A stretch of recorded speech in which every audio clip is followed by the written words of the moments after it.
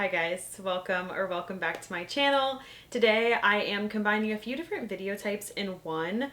I want to go through the books I read in the month of March, but there wasn't that many of them. I also want to go through some books I acquired in the month of March and the books I'm hoping to read in April. So let's go through all of that.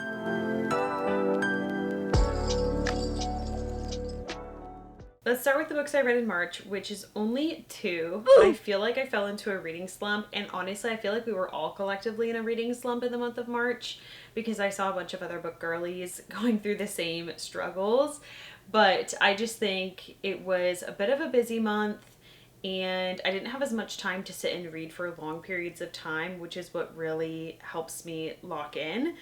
But regardless, I'm glad I still finished two. I kind of binged the last half of these books in the last week of March. So I am happy I did that, and I feel like I am no longer in a slump, so we should be good for April. First book I read is Daggermouth by H.M. Wolfe, and I actually read this on Kindle Unlimited, but I decided to buy the physical copy because this is being traditionally published, and these indie covers are going to become harder and harder to find.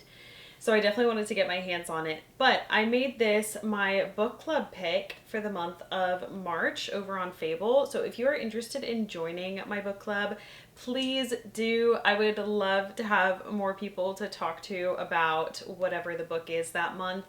I have changed it to Atmosphere by Taylor Jenkins Reid for the month of April. So, little spoiler on my April TBR. This is about a world called Newfound Haven where there are rings. The outer rings are the lower class, and then in the middle of it all is the heart, and that's where the elites live. Obviously, there's a lot of tension between the outer rings and the heart because the heart is very brutal and doesn't seem to really value human life at all. So, Shadera, who is a mercenary, is sent to assassinate the heir of the president. As you can imagine, a lot unfolds from there. One of my favorite things about this book is how high stakes it all is. Obviously, it is very action-packed, and I feel like there is never a boring moment. I love the mix of both tender and tense moments when it comes to the romance, because I do love me some tension, especially with an enemies to lovers romance, and this definitely has a lot of that. The ending was insane, which is what you'll hear a lot of people say. There is plot twist after plot twist, and it's all like at the very, very end. I mean, the last chapter or maybe two chapters. My favorite part about this book, though, is the empowering writing and the female rage. That is gonna do it for me every single time. The only things I didn't love about this is if you compare the end of the book to the rest of the book, it is inconsistent when it comes to the pacing, because like I said, so much happens in even just the last few pages that when you're comparing it, it feels like it should have had some of that info dropped throughout the book rather than all at the end. But like I said, still had my attention, and there was definitely an addicting quality to reading this throughout. It was never like I felt bored. The other thing is I did catch quite a few grammatical errors, and I feel like this is something I can overlook in a book when there's minimal amounts of it, but I feel like there was so many, and every time I caught them, it took me out of the story for a moment. So that is the only other thing I wasn't a fan of. But overall, really enjoyed, rated it 4 stars. Cannot wait to see how this story continues in the next book. The next and last book I finished in March is Play Along by Liz Tomforty. This is the 4th book of the Windy City series. They are interconnected standalones and sports romances, but heavy on the romance, not so much the sports side of things. I thought, what better time to start this than when I am heading to Chicago, which is where this whole series takes place. I did read this one on my Kindle as well. It's on Kindle Unlimited, and I just loved the way Isaiah pined after Kennedy. I loved their banter, and the found family in this whole series is just elite. That definitely has to be one of my top favorite things about the series as a whole. In this book specifically, I loved seeing them overcome obstacles that were caused by their upbringing. I feel like it was a relationship where they were able to grow both individually and as a couple, and that is the best. Plus, a woman working in a male-dominated field, I'm sold. There's not much I didn't like about this book, but the only things I would say is that the spicy scenes weren't always for me.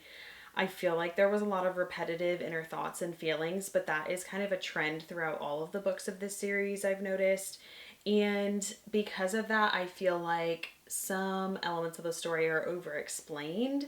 I feel like there is an art to being subtle, and especially in a romance, it can hit hard. I am thinking of like Emily Henry romances where things are sometimes implied, or you get like the context of the situation to interpret the meaning behind it. But in this series, it is one that is just very plain and simple stated in the book.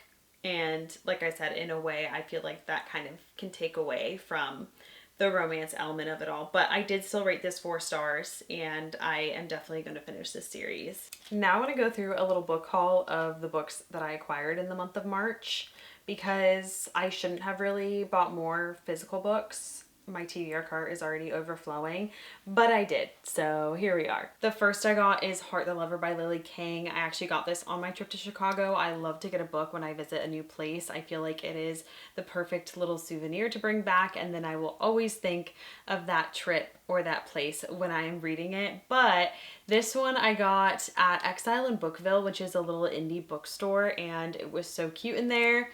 So I decided to go for this because I have heard so much about it just this year alone, and a lot of people have rated this very highly. I've heard it's quite emotional.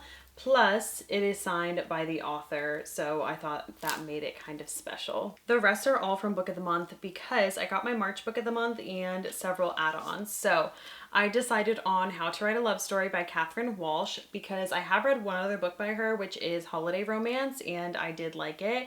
This is another contemporary romance, but it looks like it is a book about books, and I'm a sucker for that. Of course, I had to get And Now Back to You by V.K. Borison. This is the second of the Heartstrings series, the first being First Time Caller, which I read last year and also got from Book of the Month, so I wanted the matching edition.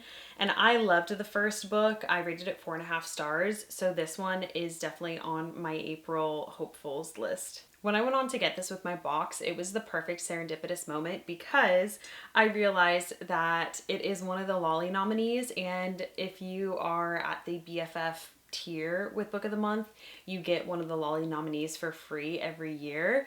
So of course I picked this one because, like I said, I had my sights set on it anyways and was planning to buy it. But this is just a general fiction book, and I think it explores how life could be if you were named something different. And I'm kind of going into it blind. I don't know a whole lot about it beyond that, but I have also heard that this one is quite deep and emotional, so I'm looking forward to it. But I'm thinking to save this one for May because I have a fun little idea. I keep thinking of the phrase April showers bring May flowers, and for the month of May would love to read a stack of books that all have flowers on the cover. And finally, I got The Bright Years by Sarah DeMoff. This is a book I tried to find in multiple Barnes & Nobles and none of them had it, so I went on to see if they have it on Book of the Month, and sure enough they did. This one is another general fiction book, and I think it's mostly about like family, maybe explores grief a little bit. Again, don't know a whole lot, but I do want to go into it blind. It's already kind of a short book, so I don't want to spoil too much. But this is a book I've seen so many people rate 5 stars, and I am just dying for another 5-star read. I haven't had one in so long. So this one is also going on my April TBR. Plus, I feel like the colors on the cover are just perfect for Easter. It is giving Easter vibes. For the rest of the books on my April TBR, I have the books I'm already in the middle of, which I'm planning to finish. I am reading the first book of the Magnolia Park series. I'm still working my way through it, but definitely have made some good progress, so this one will be getting finished. Then we have Air of Fire by Sarah J. Maas, part of the Throne of Glass series. Another one I have been sitting on for a while, but I am a little bit over halfway through. So again, making progress, and that's something. The next book is the one I selected for my April book club pick on Fable, and it is Atmosphere by Taylor Jenkins Reid. I am in a very space time of my life right now, between Project Hail Mary, the movie being absolutely incredible and me being obsessed with it, and then the Artemis mission going to the moon, and I am just all in it. I'm invested. Plus, I've heard such amazing things about this book and just have not gotten around to it yet. These edges are so stunning. I am obsessed. I ordered this version from the UK. It is also a signed version, and it has this galaxy end paper. Honestly, love it so much. So I am hyped actually to read this. I feel like it is the perfect time. And when I said April showers bring me flowers, by showers I mean my tears, because I also would love to get around to The Nightingale by Kristen Hanna.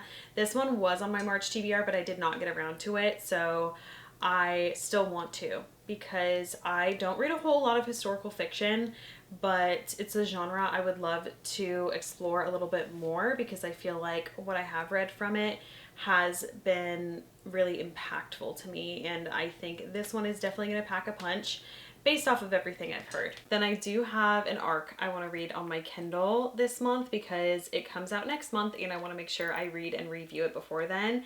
Funny enough, it is another book by Sarah DeMoff, so it's the same author that wrote The Bright Years, and it is called The Burning Side. I believe it comes out May 19th.